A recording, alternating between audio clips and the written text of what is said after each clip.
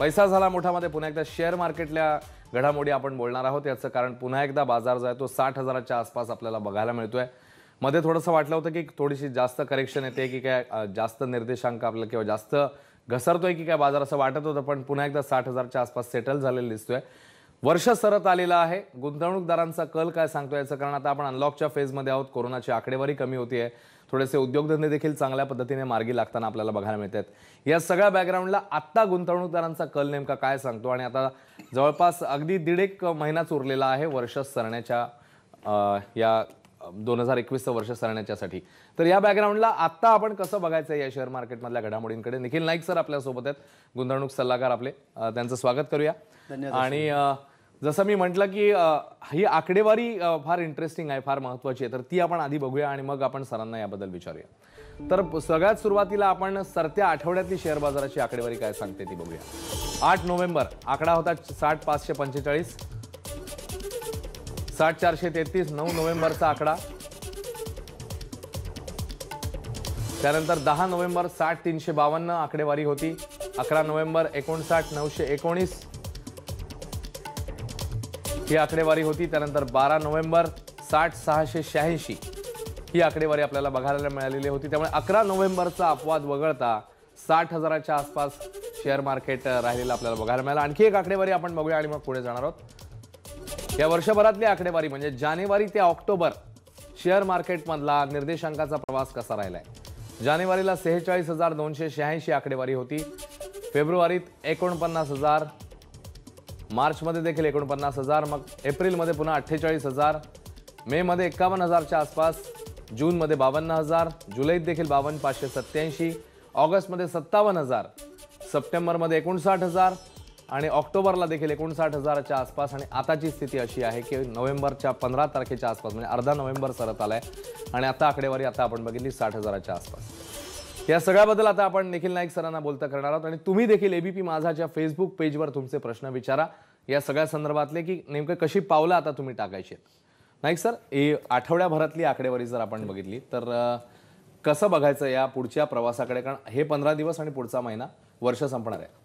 Absolutely Ashwin, जर आपण बघितलं की आठवड्याच्या सुरुवातीला पासून मार्केटमध्ये घसरण होत होती आणि त्यानंतर त्या घसरणीनंतर आपल्याला बघायला मिळालं की कुठेतरी मार्केट्सने शेवटच्या दिवशी आठवड्याच्या पूर्ण रिकव्हरी करताना आपण बघितलं। आता त्याला 2-3 कारणं असू शकतात। एक म्हणजे पहिलं कारण जे मी नेहमी सांगतो, मार्केट्स का वरती गेली तर मार्केट्स घसरत होती म्हणून परत ती वरती गेली। मार्केट्स का घसरतात, कारण मार्केट्स वरती जातात तर मार्केट्स परत करेक्ट होतात, हे एक कारण आपण म्हणू शकतो। दुसरं कारण म्हणजे कुठेतरी जागतिक बाजारामधली जी उसळी होती तेजी परत आपल्याला येताना दिसत होती, ते एक कारण आहे त्याचं नक्कीच। आणि तिमाही निकाल जे कंपन्यांचे आले ते त्या अंशी म्हणजे बऱ्याच प्रमाणात समाधानकारक असे येताना आपल्याला दिसले आणि ही 2 प्रामुख्यानं कारणं आपल्याला बघायला मिळत होती गेल्या काही दिवसात।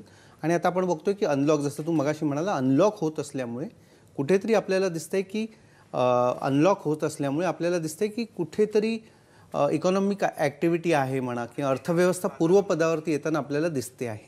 आणि ह्याचा जो अंदाज आहे, आणि नेहमी लक्षात घेतलं पाहिजे की स्टॉक मार्केटचे फॉरवर्ड लुकिंग असतात, म्हणजे पुढे काय होणार आहे हे बघत असतात। तर त्या अनुषंगाने आपल्याला दिसतंय की मार्केट्स अजूनही उसळी घेताना आपल्याला दिसत आहेत। असं होऊ शकेल की पुढच्या 6 महिन्यात, वर्षभरात अर्थव्यवस्था पूर्णतः पूर्वपदावर येईल।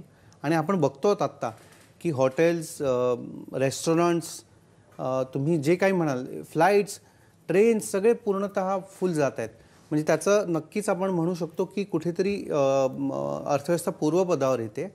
असं होईल पुढचे 3 महिने 6 महिने इकॉनॉमिक ॲक्टिव्हिटी खूप चांगल्या रीतीने चालत राहील, मात्र तरी देखील असं होऊ शकतं की मार्केट्स नाही चालणार, कारण मार्केट्सने कुठेतरी ऑलरेडी हे डिस्काउंट करताना आपण बघितलेलं आहे।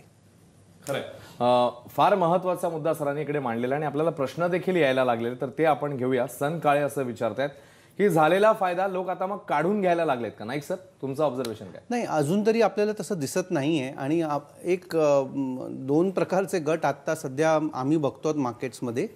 एक पहिला जो गट आहे तो आहे की जो आधीपासून गुंतवणूक करून ठेवली होती त्यांनी, आणि त्यांना कुठेतरी आता प्रॉफिट्स होताना आपल्याला दिसत आहेत, तर ते पैसे थोड्याफार प्रमाणात का होईना काढून घेत आहेत। मात्र दुसरा जो प्रामुख्याचा गट आहे तो त्यामध्ये देखील 2 भाग आहेत. त्यांनी गुंतवणूक नाही केली गेल्या काही महिन्याभरात किंवा वर्षभरात.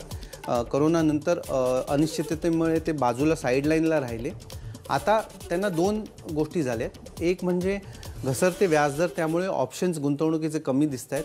दुसरं, गेल्या काही दिवसांमध्ये मार्केट्स वरती गेल्यामुळे त्यांना असं वाटतं की मार्केट्समध्ये रिटर्न्स येतील. सो हा गट जो आहे हा परत येत्या गुंतवणुकीकडे वळताना, शेअर बाजाराकडे वळताना आपल्याला दिसतोय. त्यामुळे नेट जर आपण बघितलं तर बाजारामध्ये घरगुती गुंतवणूकदारांचे जास्त पैसे येत आहेत काढून घेणाऱ्यांपेक्षा. बरोबर. आपल्याला आणखी काही प्रश्न यायला लागलेले आहेत, तर ते प्रश्न आपण घेऊया. पुढचा प्रश्न रवींद्र भोजने असं विचारतायत की मार्केट चांगला परफॉर्म करत असताना is it a right time to redeem mutual fund and book profit? तुमचं काय म्हणणं आहे? ॲब्सोल्युटली. जर तुमचे गोल्स अचीव झाले आहेत किंवा पुढच्या 2 वर्षभरामध्ये तुम्हाला जे काही पैसे लागणार आहेत, वर्षभरामध्ये किंवा 1.5 वर्षभरामध्ये, ते तुम्ही नक्कीच काढून घेऊ शकता आत्ता. जर तुम्ही जर तुमच्या गुंतवणुकीला 4-5 वर्ष झाली असतील म्युच्युअल फंड्सच्या, तर तुम्ही नक्कीच ते पैसे आत्ता काढून घेऊ शकता. मात्र माझा हा सल्ला, ज्यांनी 4-5 वर्षापूर्वी गुंतवणूक केली आहे, ज्यांचे गोल्स पुढच्या वर्षभरामध्ये किंवा वर्षभरात तुम्हाला काही पैशाची गरज लागणार आहे आणि तुम्ही हेच पैसे काढून घेणार आहात, तर नक्कीच तुम्ही त्यातनं थोडे पैसे काढून घेऊ शकता. बरोबर. आणखीही काही मुद्दे आपल्याला बघायचे आहेत, पण आपण एक ग्राफिक, इंटरेस्टिंग ग्राफिक आहे ज्याच्याबद्दल आपल्याला सरांना विचारायचं ते ग्राफिक आपण बघूया. खास करून गेल्या शुक्रवारच्या आसपास ज्या घडामोडी घडलेल्या होत्या त्या पार्श्वभूमीवरचं एक ग्राफिक आहे. शेअर बाजारामध्ये चढ उतार आपल्याला बघायला मिळतात. म्हणजे जरी मार्केट 60,000च्या आसपास सध्या असलं तरी काय गोष्टी घडतायत, अर्थव्यवस्था पूर्वपदावर येण्याची चिन्ह आपल्याला बघायला मिळतात.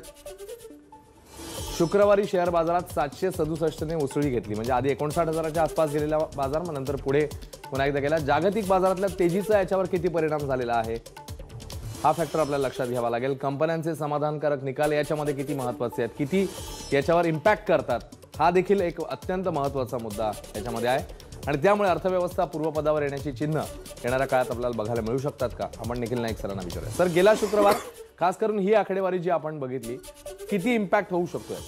नाही, अश्विन, जसं मी मगाशी म्हटलं की कुठेतरी आपण हे अपेक्षित देखील आहे. दुसरं आपण जे बघतो आहोत की अर्थव्यवस्था पूर्वपदावर येत असल्यामुळे सगळ्यांना असं वाटलं होतं की कोरोनामधनं आपण परत बाहेर येताना खूप मोठ्या प्रमाणावरती बॅड डेट्स, म्हणजे लोन्स खराब होतील किंवा लोक पैसे देऊ नाही शकणार, व्यवसाय जे करतात त्यांची थकीत कर्ज वाढतील, हे सगळं काही झालेलं नाही बघितलं आपण. हा एक महत्त्वाचा भाग. आणि दुसरा, आणि मी जेवढ्या बिझनेस ओनर्सना किंवा बिझनेस ओनर्सना विचारतो, व्यावसायिकांना, की तुमचे किती पैसे थकीत राहिलेत, तर त्यांनी सांगितलं असं की जे त्यांनी एक्सपेक्ट केले होते त्याच्यापेक्षा फार कमी प्रमाणावरती ती थकबाकी त्यांची झालेली आहे. सो हा जो इम्पॅक्ट आपण कुठेतरी करोनाचा थोडासा बाजाराने किंवा आपण सगळ्यांनी जास्त अपेक्षित केला होता त्यापेक्षा कमी इम्पॅक्ट आपल्याला होताना दिसतोय. कंपन्यांचे रिझल्ट्स, कारण म्हणजे इतकी वर्ष आपण, म्हणजे 1.5 वर्ष सगळे घरी होते, सडनली रिव्हेंज बाईंग ज्याला म्हणतात, की आता परत शॉपिंग सुरू झालंय, खरेदी सुरू झाली, बाहेर फिरणं सुरू झालंय, त्यामुळे कंपन्यांचे अपेक्षित निकाल बेटर व्हायला सुरुवात झाली. बरोबर. आणखी काही प्रश्न आपल्याला सर येत आहेत. राहुल भदाणे पाटील असं विचारतायत की ग्लोबल फंडमध्ये गुंतवणूक योग्य आहे का, त्यांचा हा प्रश्न आहे. त्यासोबतच निरंजन पाटील देखील प्रश्न विचारतायत की ख्रिसमस येऊ घातलेला येणाऱ्या काळामध्ये तर काय ट्रेंड आपल्याला बघायला मिळू शकतो. 2 प्रश्न आपल्याला आहेत. राहुल पाटील विचारतात ग्लोबल फंडचा प्रश्न. नक्कीच ग्लोबल फंड एक तुमच्या पोर्टफोलिओचा पार्ट बनू शकतात, पण माझं असं मत आहे की सर्वप्रथम तुमचा कोर पोर्टफोलिओ तुम्ही तयार करून ठेवला पाहिजे. म्हणजे तुमचा जर कोर पोर्टफोलिओ 80% पैसे हे घरगुती इक्विटीमध्ये राहिले पाहिजेत. आय नो की गेल्या काही काळामध्ये परदेशी बाजार आकर्षित करतायत. US जर तुम्ही बघितलं 8-10 वर्षाचं बुलरन आपण बघितलं, 8-10 वर्षाची तेजी आपण बघितली आहे. त्यामुळे नक्कीच त्याच्याकडे दुर्लक्ष करणं थोडंसं कठीण वाटतं, की आपल्याला वाटतं की गुगल आहे किंवा ॲमेझॉन आहे, अशा कंपनीज आपण कशा विकत घेऊ शकतो, तर ते US बाजारातनं घेऊ शकतो. मात्र एक लक्षात घेतलं पाहिजे की 2 गोष्टी, एक गेल्या 8-10 वर्षाची तेजी, दुसरं म्हणजे आपल्याला त्या मार्केट्सबद्दल किती आपण ट्रॅक करू शकतो. त्यामुळे मी असं नेहमी सांगतो की 10 ते 15% गुंतवणूक तुम्ही तुमच्या कोर पोर्टफोलिओच्या परदेशी बाजारांमध्ये करू शकता, पण त्याच्या पुढे करण्यासाठी तुम्हाला थोडं जास्त स्किल असणं आवश्यक आहे, थोडं जास्त. आणि केवळ रिटर्न्स हे एक फॅक्टर होऊ शकत नाही तुमचं गुंतवणुकीचं डिसिजन घेण्यासाठी. दुसरा प्रश्न आपला अश्विन होता तो दुसरा प्रश्न निरंजन पाटील विचारत होते त्यांचा असा प्रश्न होता की ख्रिसमस जवळ येतोय, तर म्हणजे इयर एंड थोडक्यात, तर इयर एंडच्या बॅकग्राऊंडला काय ट्रेंड बघायला मिळेल? राईट नाही दरवेळेला असं म्हटलं जातं आणि मी ही बऱ्याच वर्षापासून ही चर्चा नेहमी चालते की क्रिसमसच्या आसपास परदेशी गुंतवणूकदार गुंतवणूक काढून घेतात शेअर बाजारातनं, घरी घेऊन जातात आणि मग परत जानेवारी नंतर ते विचार करतात आता ह्या वर्षाची स्ट्रॅटेजी कुठल्या शेअर बाजारात गुंतवायचं. ही चर्चा नेहमी मी ऐकतो.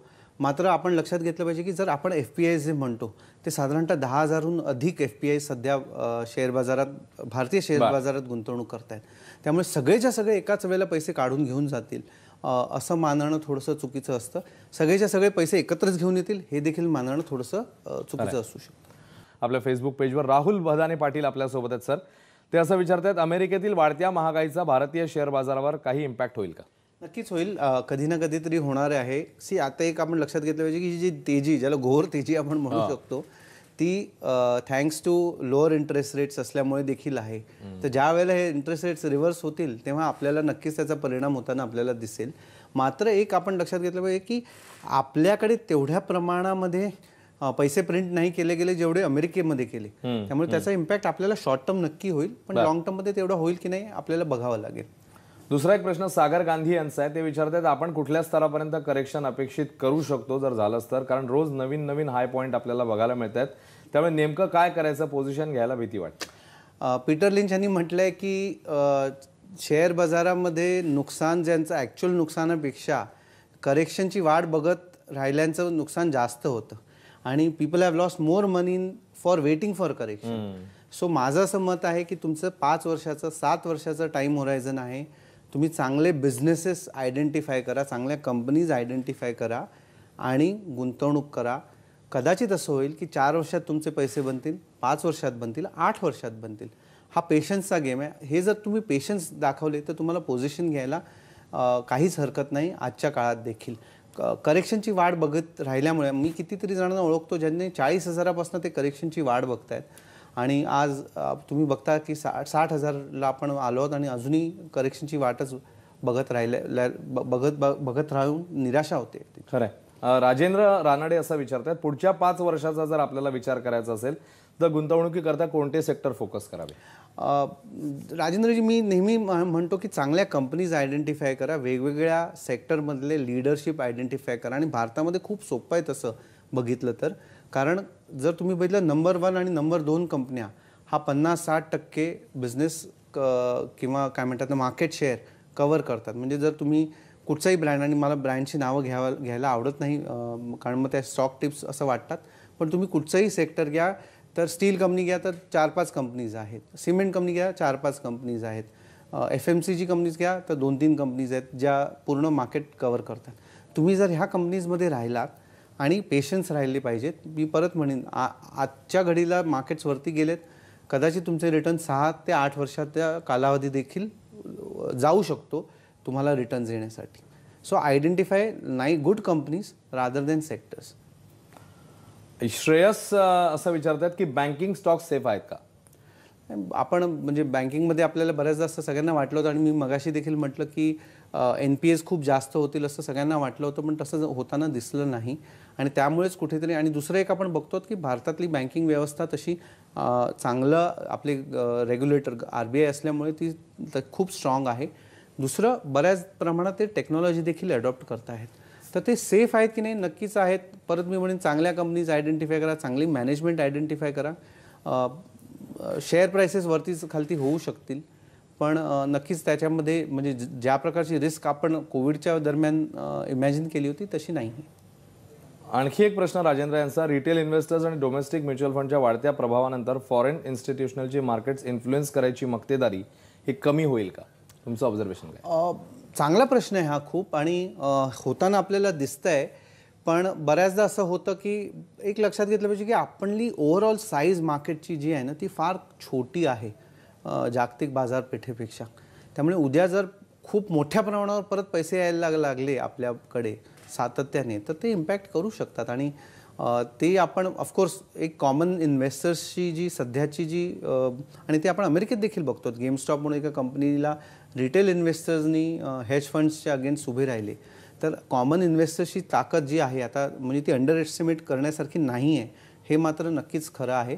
ती मक्तेदारी थोड्याफार प्रमाणात का होईना कमी होताना आपण, डिपेंडन्स कमी होताना आपण नक्कीच बघतो आहोत. खरं म्हणजे खूप प्रश्न येत आहेत आपल्याला, पण आता वेळ संपत आल्यामुळे आपल्याला इकडे थांबावं लागेल. एक फायनल मी सरांना एक कमेंट घेणार आहे सरांकडनं, की आता जसं आपण बघतोय की 60,000च्या आसपासचा बाजार आणि अजून 1.5 महिना, जसं मी म्हणतोय की वर्ष संपायला बाकी, तर कोणत्या 3 मुद्द्यांवर आता 1.5 महिन्यात फोकस करावा गुंतवणूकदार? माझं असं म्हणणं राहील अश्विन, 1.5 महिन्याचा जो फोकस आहे तो 1.5 महिन्यापासून आपण 10 वर्ष 12 वर्षासाठी केला पाहिजे. जर आपण PPF मध्ये 15 वर्षासाठी गुंतवणूक करू शकतो तर शेअर बाजारात का नाही करू शकत. दुसरं मी सांगेन की IPOs जे येत आहेत त्यामध्ये काळजीपूर्वक गुंतवणूक करावी. सगळेच IPOs चांगल्या प्रमाणात लिस्ट होताना दिसत आहेत. त्याचा अर्थ असा नसतो की सगळेच IPOs तुम्हाला खूप मोठ्या प्रमाणावर गेन्स देतील. काळजीपूर्वक गुंतवणूक केली पाहिजे. तिसरं, आपण बघतो की डे ट्रेडिंगचं प्रस्थ वाढत आहे, क्रिप्टोकरन्सीचं प्रस्थ वाढत आहे. हे सगळे ऑल्टरनेट इन्व्हेस्टमेंट्स आहेत. म्हणजे तुमचं छोटं मोठा पोर्शन तुम्ही ठेवू शकता, पण नॉट सगळे पैसे तुमचं त्यामध्ये गुंतवणं योग्य नाही. ह्या 3-4 गोष्टींचा मला वाटतं नक्कीच विचार करायला पाहिजे. खरं आहे. त्यामुळे जसं सरांनी सांगितलं की खूप सर्वसमावेशक विचार, आणि जेव्हा खास करून जेव्हा मार्केट हाय पॉईंटवर चाललंय तेव्हा देखील गाफील न राहता या सगळ्या बाजूने विचार करूनच आपल्याला पुढे पावलं टाकायला लागतील. खूप खूप धन्यवाद सर या सगळ्या विश्लेषणाबद्दल, आणि सगळ्या आपल्या प्रेक्षकांचे देखील आभार ज्यांनी आपल्या फेसबुक पेजवर प्रश्न विचारले. ABP माझा, उघडा डोळे बघा नीट.